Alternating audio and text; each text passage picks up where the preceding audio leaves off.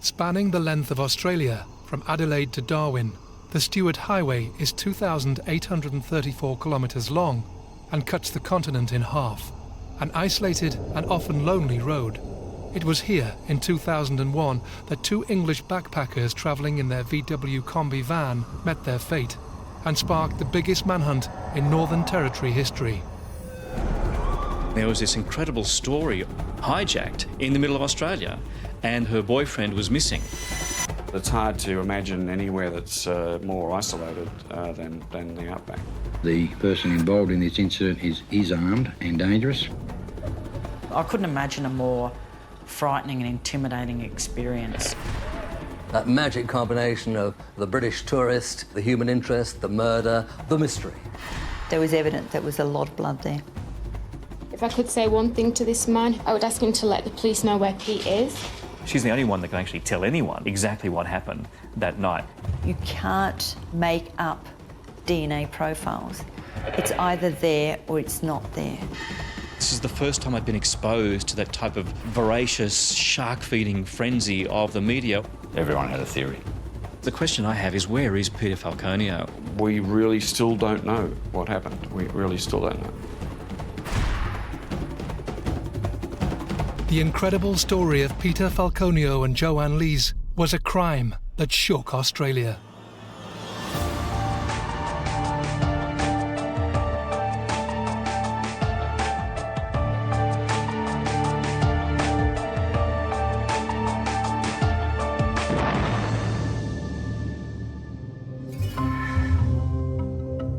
In 2001, English backpackers Joanne Lees and boyfriend Peter Falconio arrived in Australia, halfway through a world trip. They purchased a Kombi van in Sydney and embarked on an adventure through southeast and central Australia. The couple arrived in Alice Springs, the central heart of Australia, on Thursday, the 12th of July. Alice Springs was quite a different place then. We didn't really have a crime problem. It was very much a community policing type of style where it was high engagement with people and a great place to live and work. I really enjoyed it. It's never boring. You know, to me, the world comes to Alice. You don't have to go to the world, you know. Peter Falconio called his parents in the UK on Friday the 13th of July. The young couple were in good spirits and excited about their travels. The next day, Peter and Joanne headed north on the Stewart Highway towards Darwin. Joanne and Peter, as we understand it, left Alice Springs around 4 o'clock in the afternoon to head north. They stopped at a place called Tea Tree on the way to get some petrol. After watching the sunset at Tea Tree Roadhouse, 194 kilometres north of Alice Springs, the couple drove another 100 kilometres towards Darwin, passing Barrow Creek Roadhouse. They continued on a little bit longer, and Joanne noticed a few fires by the side of the road, not knowing what these were. Peter wanted to stop and put them out. He thought they were a bit dangerous to keep going. But Joanne, feeling a little bit uncomfortable, she said, "No, Pete, let's keep driving. Let's keep driving." They had been smoking a joint prior to that at Tea Tree, so they might have been a little bit clouded. They may have been, quite sort of dreamy and relaxed and a bit tired, maybe. My first surprise was that they were still driving and had bypassed, well, 1 Tea Tree, 2 Barrow Creek because it had turned dark, and the signs everywhere in those days were just all about staying off the road at night. You couldn't pick a more remote area of Australia, and that time of year very cold too.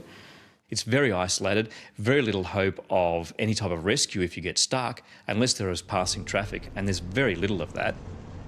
Unless you've got a big moon, it's literally just pitch black. You see nothing, only from what your headlights can throw. Peter noticed some headlights behind them in the Kombi and expressed some frustration that the person behind them wasn't trying to overtake, irrespective of how much they slowed the Kombi down. Eventually, that four-wheel drive pulled out from behind them, travelled along next to them, and the driver indicated that there was a problem with the back of their camper van. To have someone drive up beside you in the middle of the Australian outback in his ute and gesticulate to you would have been a bit alarming to most people. Just after 8 p.m, 11 kilometres past Barrow Creek Roadhouse, the couple pulled their Kombi van over to the side of the Stewart Highway. The man pulled up behind them as well. Peter got out and Joanne heard a conversation to the effect that there was some sparks coming out of the exhaust pipe. Peter moved back to the front of the Kombi van, said to Joanne, "Get into the driver's seat and rev the engine for me." Then Peter comes back and picks up his cigarettes and then appears to be quite relaxed, doesn't appear to be threatened in any way, then returns to the rear of the camper van and the discussion continues. Joanne revved the engine and heard what she thought was the Kombi van backfiring, as it had done in the past. In the middle of the Outback, in absolute darkness and unfamiliar with the surroundings, the young couple had hoped this stranger would help them during their Australian adventure. Next thing she knows, a gun pointed at her, and there's a man looking at her through the window. He then tells Joanne to move over to the passenger seat, and then he proceeds to tie her up. Stunned and terrified, Joanne's hands were tied behind her back with manacles made from cable ties and tape. She was in a pretty frightened and terrorised state. She was clearly traumatised by what was going on. Pushed her out of the van. She didn't know where Pete was. He didn't have the opportunity to restrain her ankles. She was kicking around too much. He pulled her up, made her stand up, and then guided her past the camper van towards his own vehicle. She never saw Peter's body. She never saw a body at all. And then somehow he manhandled her into the back of the four-wheel drive. Screaming and struggling, Joanne Lees lay in the attacker's vehicle, calling desperately for her boyfriend, Peter Falconio. While she was in the back of the four-wheel drive, she heard some dragging noises, didn't know what they were. She knew that she was probably going to get killed. She was more worried about what would happen before that happened. Fearful for her life, Joanne Lees made an impulsive and shrewd decision that altered the course of her fate. She was in fear of her life, and that's what got her out of the back of the truck and running into the bush. She had nothing else to lose. When you're running into the bush there, you barely see, the bushes in front of you until they're kind of upon you. The headlights at the time were the only thing that illuminated the scene when Joanne was running for her life through the bushes. It was like a blanket had been put over the world. I couldn't imagine a more frightening and intimidating experience, knowing that there's really no one to come to your assistance. In 2001, whilst travelling along an isolated stretch of the Stewart Highway in central Australia, 28-year-old Peter Falconio and his girlfriend Joanne Lees were flagged down by a man in a white four-wheel drive truck. When they pulled over to the side of the road, Peter got out to talk to the man. That moment would be the last time anyone ever saw Peter Falconio alive again.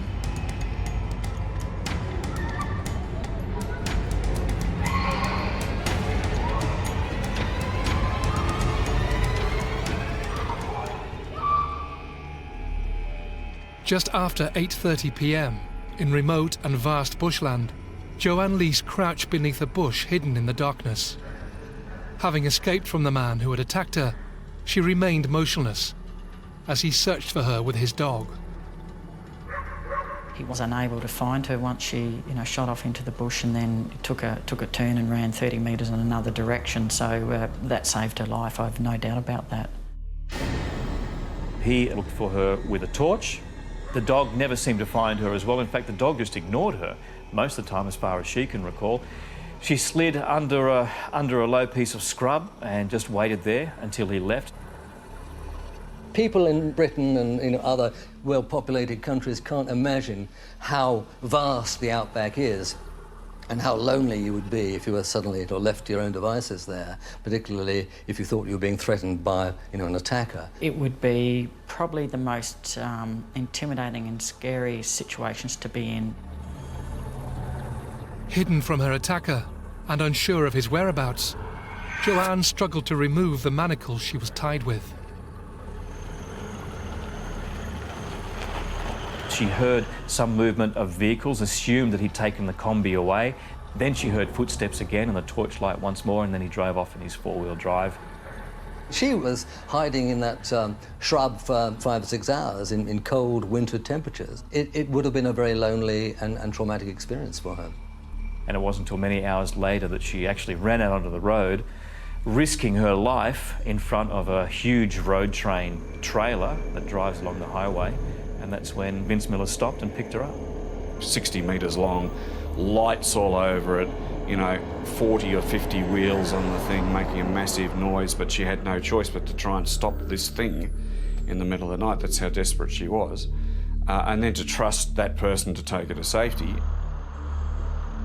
Unable to stop suddenly, driver Vince Miller feared he had run over the young woman. Stopping the large truck almost a kilometre down the highway, Vince discovered a distressed and injured Lise, who told him and his co-driver of her ordeal. They embarked on a search for Peter, but stopped soon after Vince learned that the attacker was armed and still at large. They immediately drove Joanne 11 kilometres south to Barrow Creek Roadhouse. An iconic old Outback pub, rough as guts, you know, seemingly full of rough characters and whatever, but really with hearts of gold, you know, salt of the earth people.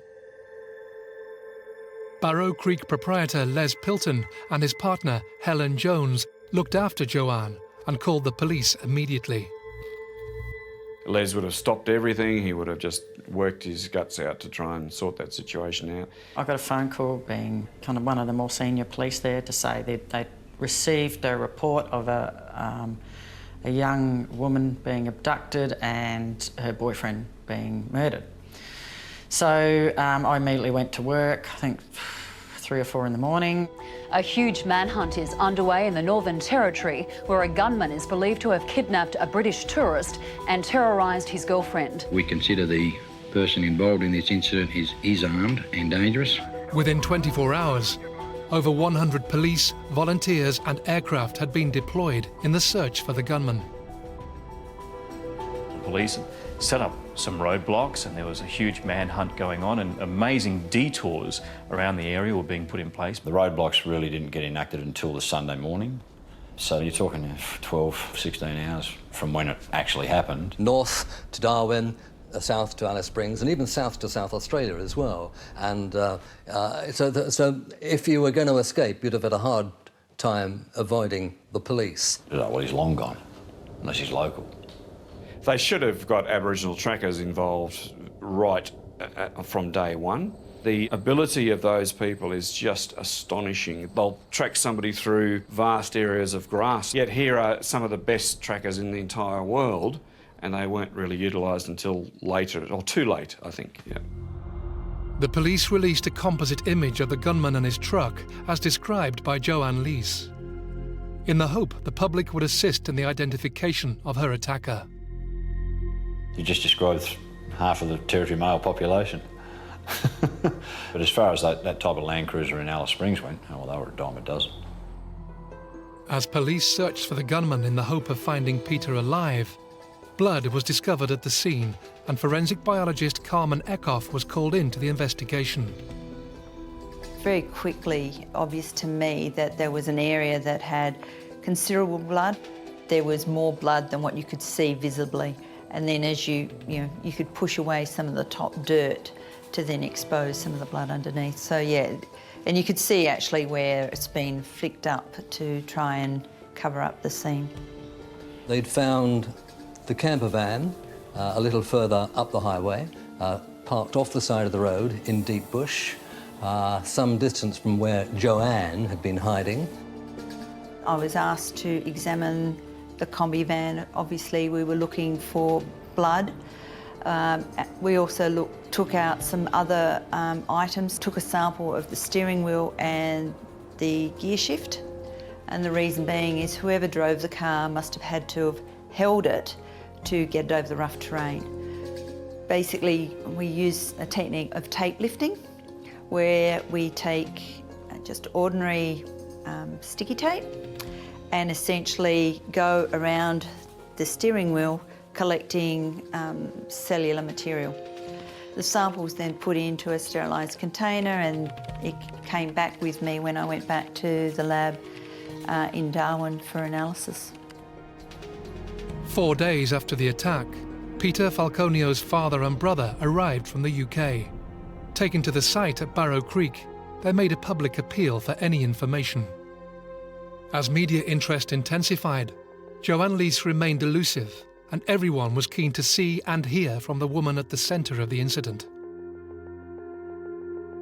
Media, from not just Australian media, but from all over the world, sort of gravitated towards Alice Springs. So every time you drive your car in and out, you were kind of fighting between vans of cameras, and it consumed the town. It was huge.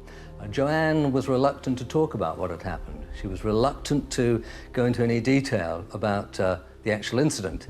And reporters generally want as much information as possible for their story. Despite the police efforts to try to persuade her to open up and to talk to the media, she kept her lips tightly sealed. That was probably the main difficulty in terms of trying to formulate a story. A lot of people just don't know how to handle sudden media attention. Amid the unprecedented media frenzy and search for word from Joanne Leese, local journalist Mark Wilton received a phone call from Helen Jones, a friend from Barrow Creek Roadhouse who was looking after Joanne. It was very early on Monday morning that Joanne was with her. She explained to me that Joanne had read the papers, had seen what was in the papers. She wasn't happy with some of the inaccuracies in the story that she'd read so far. The other papers turned up later in the day and they got worse. Joanne was actually quite upset about them. The information wasn't coming out from the police as much as we would like to have received it, and certainly we were getting no news out of Joanne. In terms of that, yes, of course, news agencies start to create conjecture as to perhaps what the stories were. As hundreds of media descended on the small town in pursuit of a story or glimpse of Joanne, Mark Wilton was invited to an interview to clarify issues Joanne had with media reports. She wouldn't answer anything to do with the actual incident, as it were, because she'd been asked not to. Police didn't even know she was doing the interview, mind you, but she said, I don't really feel as though I should. And a lot of that she did say was out of respect for Pete's family. She said she'd never at any stage said she heard a gunshot, what she thought was a gunshot. She thought it was the Kombi backfiring. She just wanted to set the record straight in a few things. I found exactly what I thought. Somebody who'd been through something quite traumatic. 11 days after the attack, Joanne Leese finally agreed to face the media. Accompanied by Peter's brother, Paul Falconio, Joanne made a brief, prepared statement. If I could say one thing to this man who did this, I would ask him to let the police know where Pete is. It wasn't going to be any ordinary media conference. She wanted to stage it on her terms. Her terms were, I want a list of questions beforehand. She wasn't going to talk to the media en masse. It was not going to be a press conference as we kind of thought it would be. She was given a list of questions by the police and she crossed 10 of them off. I don't want to talk about this, I don't want to talk about this, I don't want to talk about that. Anyone that's spoken to me or has been in contact with me, no one doubts me. And the comments that she made in that press conference kind of stung a little bit because we'd only been in this story for 11 days so far, but she'd already created this rift between, I guess, what the international media and the local media were looking for and what her perspective on it was. It didn't really change anything. It sort of opened up more questions than anything else. Joanne's conduct had become cause for concern and frustration, and public speculation about her inaccuracies in evidence would cause further tension and doubt. There have been suspicions about her story. In an attempt to put the rumours to rest, Territory Police for the first time produced photos of the injuries she received that night. Although there was evidence at the scene, there wasn't a whole lot of it. So there was still too many questions to answer. And of course the police have to discount the people who are so close to the victim to start off with to make sure, to rule them out. But I don't think they necessarily ruled her out entirely as far as the media were concerned. People expect victims to act in a particular way, and when they don't do that, they then create a bit of mistrust around them. So I think that's what happened with Joanne. She knew that there was people who were investigating the matter that just didn't believe her. I knew that the English press were tough, but it wasn't until I received that note back from just one news editor out of the many that I was dealing with that said, "We reckon she did it." And then I thought, hang on a sec, there's another story going on here.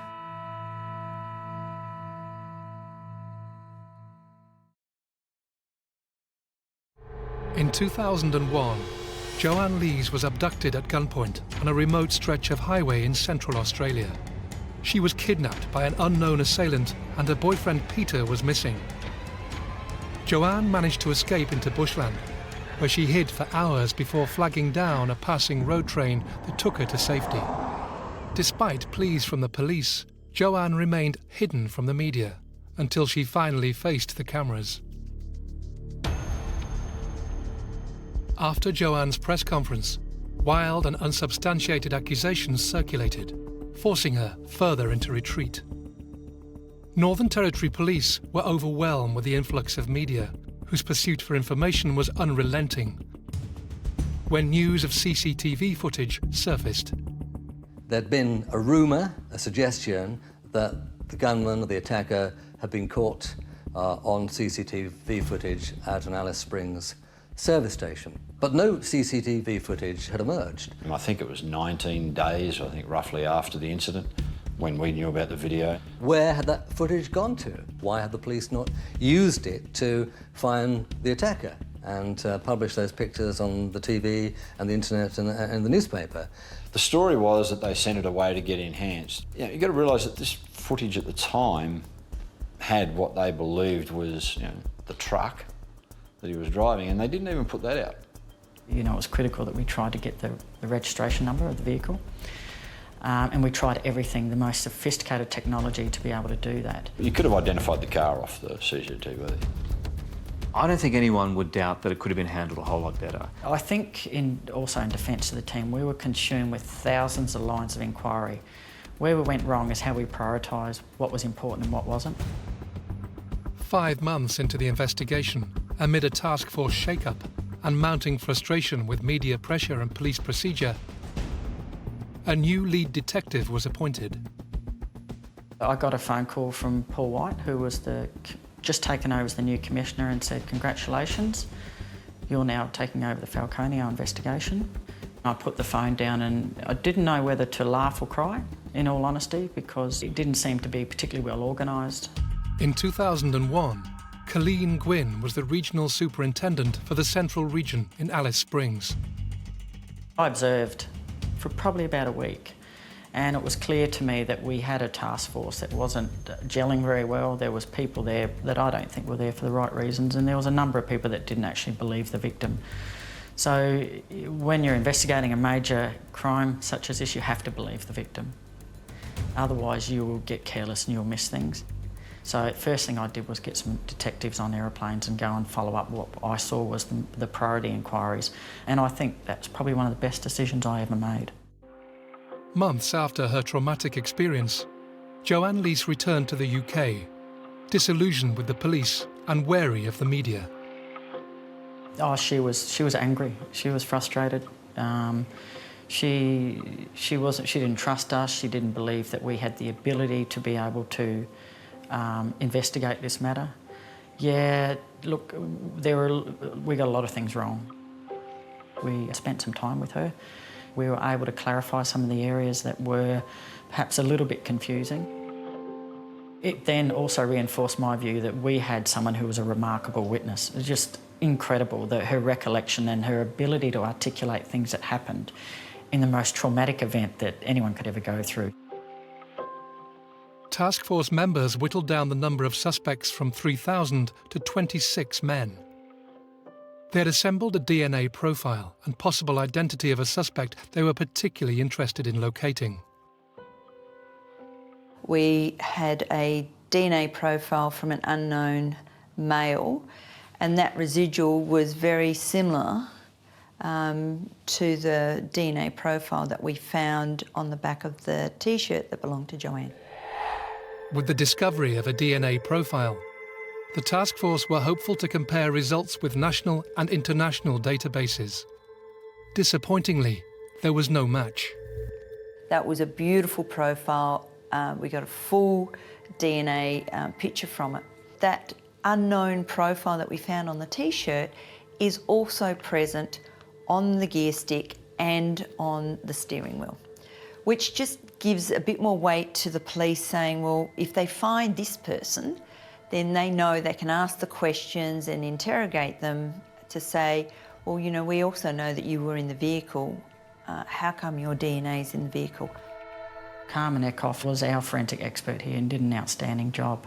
I think Carmen was such a critical part of our case. The forensic area was critical. So they were there side by side with us for a lot of time during the preparation of our case.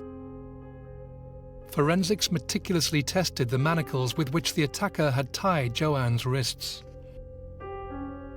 The manacles were a homemade attempt of making handcuffs, made with cable ties and black tape.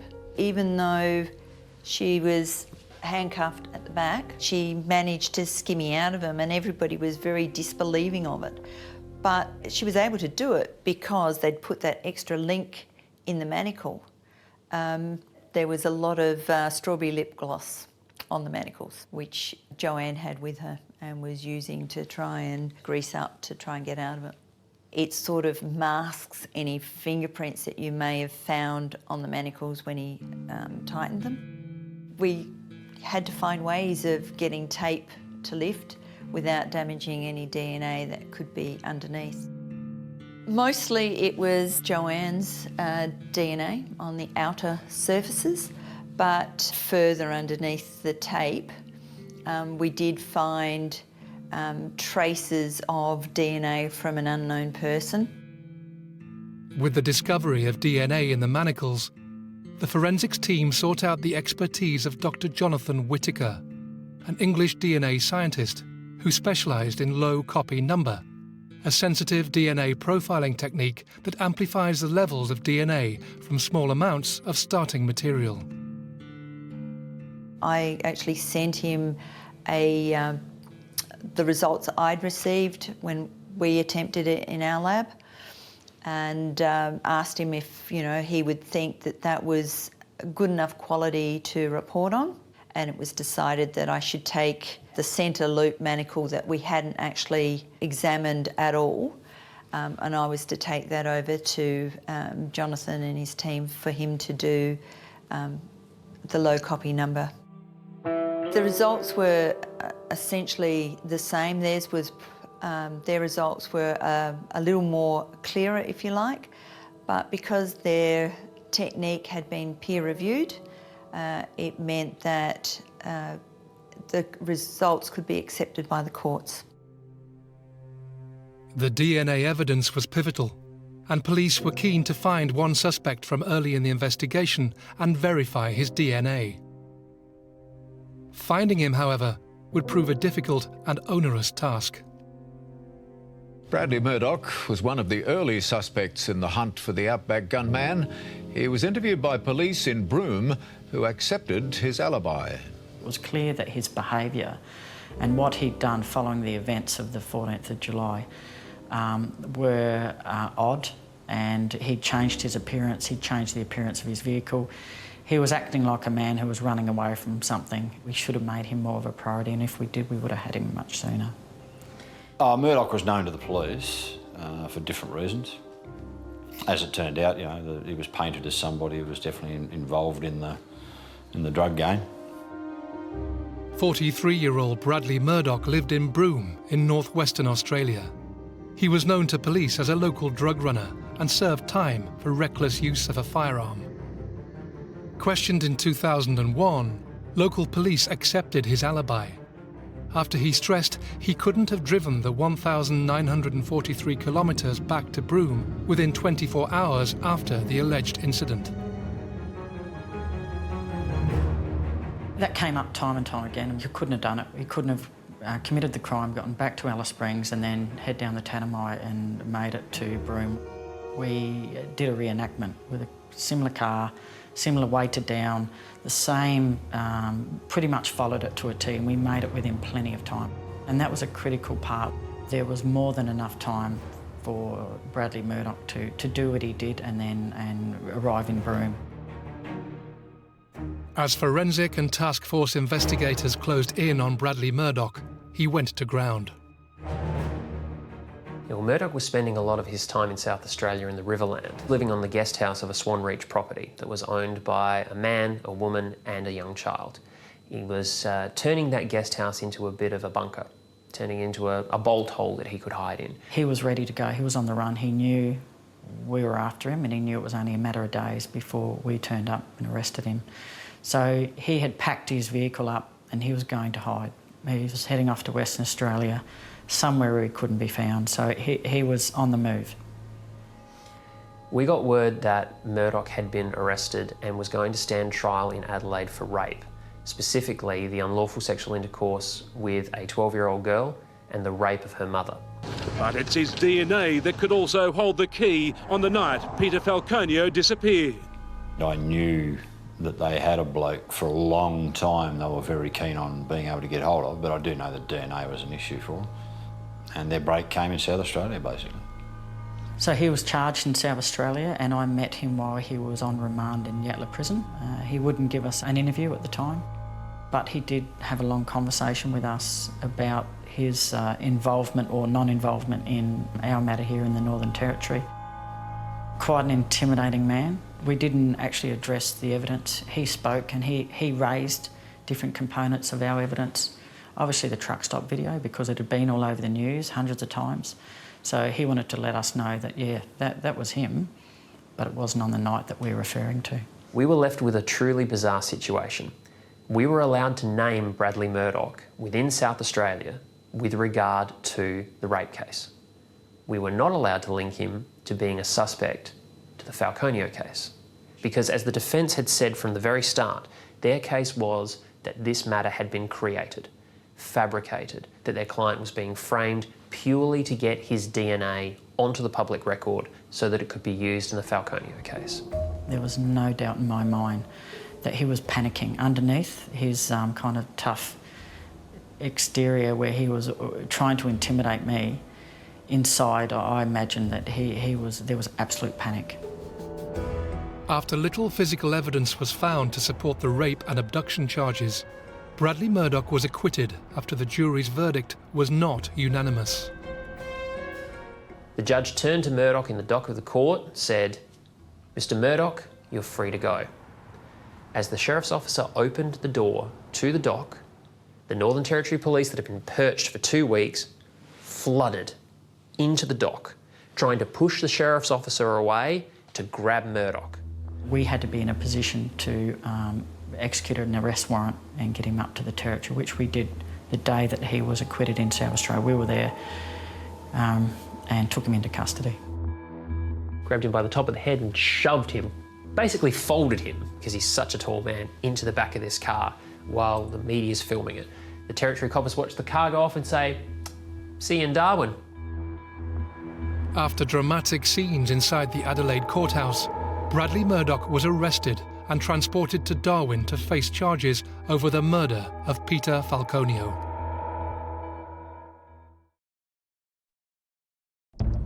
In 2001, after Peter Falconio went missing, police searched every corner of Australia, looking for the man Joan had described as being responsible. After 2 years, police believed they had their man. 43-year-old Bradley Murdoch, a known drug runner, was arrested in South Australia and extradited to Darwin to face charges for the murder of Peter Falconio. But he was a large man. He was known colloquially as Big Brad amongst his contemporaries and colleagues. So he was very imposing. Circumstantially, it read very, very badly for Murdoch. We had a great legal team. We had a great case, and we knew that, and we'd done our homework, and we knew we were presenting a matter that would be committed to trial, absolutely. Yesterday, Territory Police matched Murdoch's DNA with blood found on the T-shirt of Peter Falconio's girlfriend, Joanne Lees. In May 2004, 2 years and 9 months after the attack, Joanne Lees arrived back in Australia to face Bradley Murdoch at the committal hearing. If there was any anxiety, it was probably around Joanne's welfare. She was back in the Northern Territory. It's a place that doesn't have a lot of great memories for her. Joanne was arriving in a police squad car, unmarked, driving at breakneck speed. So that didn't do her any favours whatsoever. Had she just come to the court, walked along the pavement in a normal manner, then everything would have been fine. She might have got a lot of attention, but certainly it wouldn't have attracted the negative publicity that she got as a result of the car. There was issues with the transportation of Joanne to and from the court and her safety and the attention and the perception that still she wasn't a credible witness. The committal was pretty brutal for her. I mean, the journos were pretty cruel with her. During the committal hearing, startling evidence emerged about an affair Joanne had in Sydney in 2001. Her reliability as a witness, police procedure, and contaminated DNA evidence were all called into question. Despite the salacious revelations, after 5 weeks of hearings, Bradley Murdoch was ordered to stand trial. We had to then get our case together. The work really started, and it was like our second phase. We got our man, now let's get him convicted. On the 17th of October 2005, the criminal trial began. Peter Falconio's family returned to Australia, and Joanne Lees possessed a confidence not publicly seen before. When the court case came around, she was very much more professional in her presentation. She even strode up the front steps of the courthouse, acknowledged the media. Bradley John Murdoch maintained his innocence and entered a plea of not guilty. His legal team were confident leading into the trial. When Bradley Murdoch appeared in court, he looked like a man who was pretty confident about being found not guilty. I do know that he intimidated a lot of the witnesses just with his mere presence. There was something like 80 witnesses called, more than 200 pieces of evidence. A surprise witness for the prosecution was James Heppy, a former associate, friend and housemate of Murdoch's. His evidence would prove controversial and elicit a vicious exchange between both men in court. He was a man that had a disgruntled relationship with Bradley John Murdoch, no doubt about that, and the jury were directed to take his evidence. He was trying to negotiate his way out of a long prison sentence. He said to the police, if you look after me, then I will help you convict Bradley Murdoch. My problem with Heppy is that it's tainted evidence no matter what you do with Heppy. It's, you know, he's a former partner of Murdoch's. After volatile scenes inside the courtroom, the case continued, and British DNA scientist Dr. Jonathan Whittaker took to the stand. The DNA evidence was certainly very well prepared, presented in court, and even the three judges made the comment that the DNA evidence is watertight and that Murdoch's team would not be able to have that DNA thrown out. There was a lot of doubt about the whole DNA business. There was a lot of doubt about the so-called low copy number DNA and whether or not it could be expanded and could be used as a match against Murdoch's DNA. Whether you believe or don't believe in low copy number, ultimately it's the whole case that goes before the court and is judged against. I'm a firm believer that you can't make up DNA profiles. It's either there or it's not there.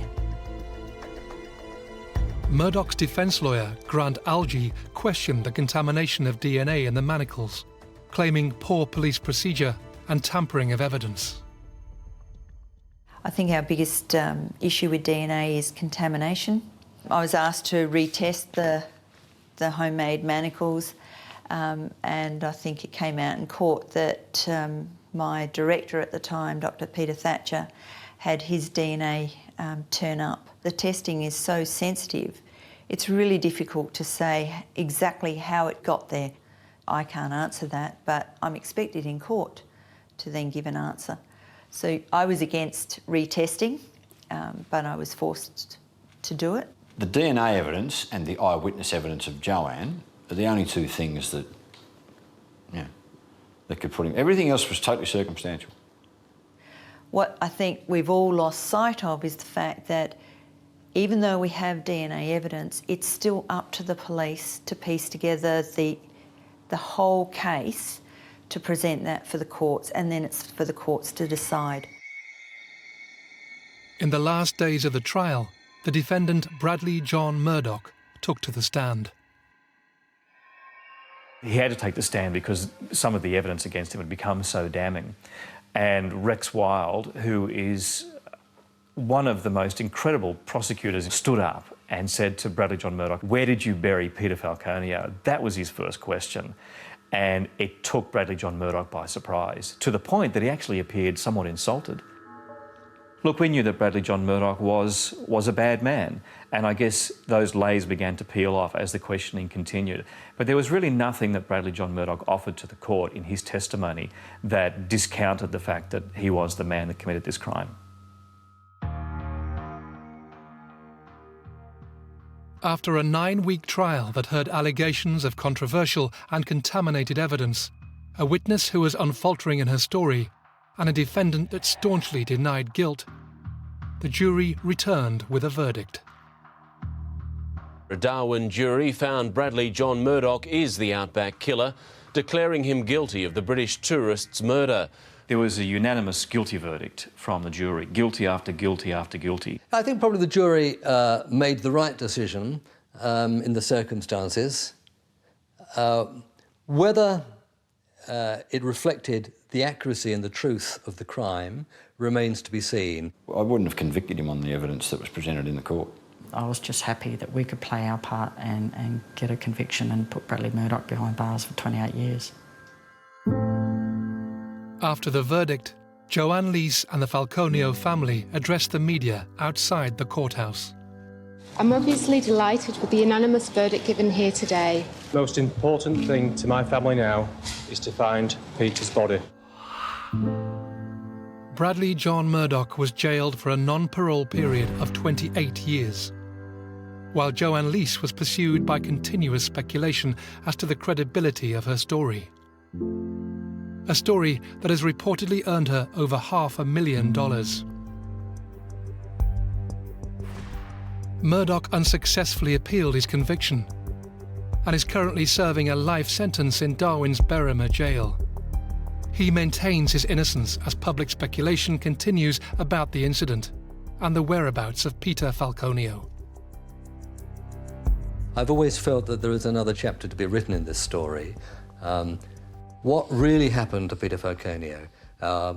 What was the motive? Who killed him? Was it really Bradley Murdoch? This is the case in Australia that never ends, and I don't think there will be any conclusion until perhaps the remains of Peter Falconio are found or someone with more information about the case comes forward. It's just a pity that someone lost their life here, and I guess with Joanne, you know, she lives with this every day. And the Falconios are still without their son, who they don't know where he is.